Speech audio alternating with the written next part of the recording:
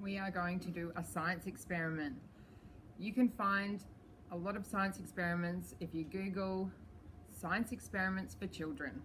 Today we're going to do a rainbow walk, and what you'll need is 7 plastic clear cups and some water. You put the water in the first cup, the third cup, the fifth, and the 7th.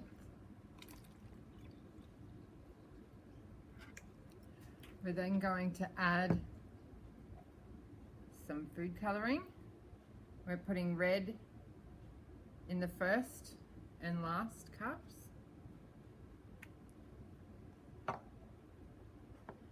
We put blue in the third. And yellow in the fifth. Then we get some paper towels and we fold them. And we're going to bend them into each cup.